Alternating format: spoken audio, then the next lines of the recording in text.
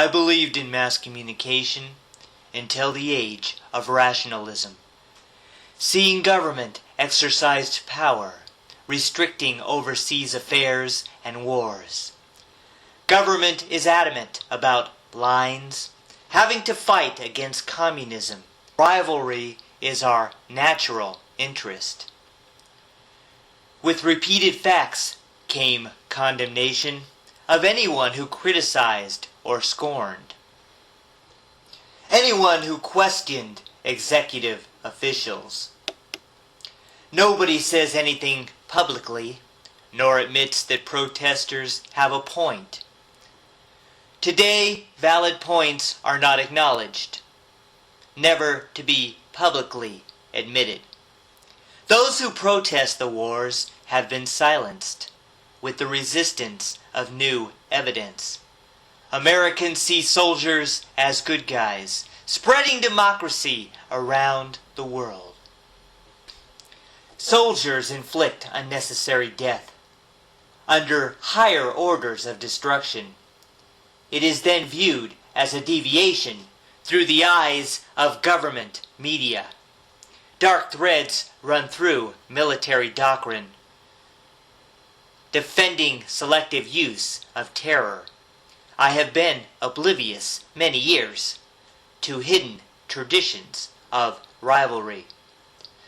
State-sponsored national security is the controlled literary circles, never spilling in to public debate or beyond superficial discussions.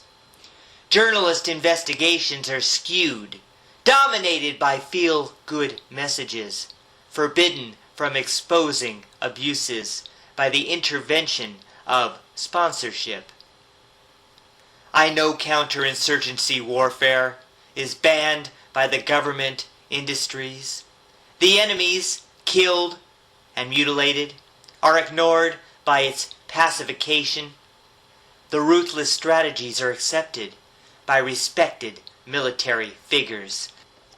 The reaction to slaughters are muted, remaining ambivalent and voiceless. Congress denies responsibility for the explicit massacred war zone. They know honest reporting undercuts public support for counter-insurgents. Reporters give sterile information unless they want to blame the Democrats or label the media as liberal or expose senator atrocities. Reporters know political pressure. Their patriotism is in question if they do not support warfare tactics or inquire about endless slaughters. I have seen the public benevolence through the massacre of other countries, the media insomnia, reporters like antipsychotic pills. Not one in the media has courage to report something unpatriotic, nothing learned from a teachable moment, nothing rebellious for its dim viewers. The government is Prozac suicide. The media is a drug like Prozac, causing humans intellectual death, overcome by a lack of perception. The media is prescribing its drugs that cause submissiveness and meekness instead of causing impulsivity or even short bursts of hostility. I have heard shots fired in annoyance when some noisy, offensive talk show host, one believed to be a real reporter, expresses views, always patriotic. Still, trust in media has descended. Confidence in newspapers has declined. Television is still the drug of choice, bringing peace to the military force.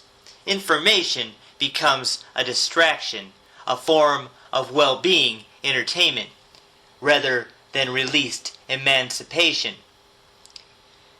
It is arguments splitting into parts. Television is singing and dancing, contests with mammoth people losing weight by pregnant teenagers, and endless sports. All diversion noise and no consequence.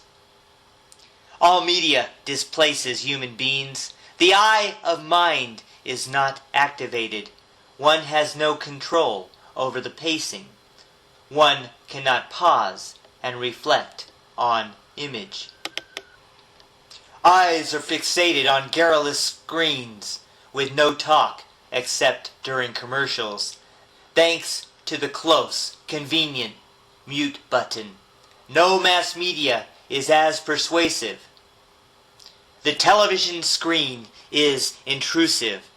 Its content is prolific at selling our own image inside a brand new car, or selling the image of ghastly wars. I have seen hypnosis work on people living inside the power media, examining all its warfare accounts, regulating its conflicting affairs. Government controls with television by constant music and the internet, by Facebook, texting, Twitter, and email, all to distract us from the real issues. The media is never disabled, even though there is no meat to sicken.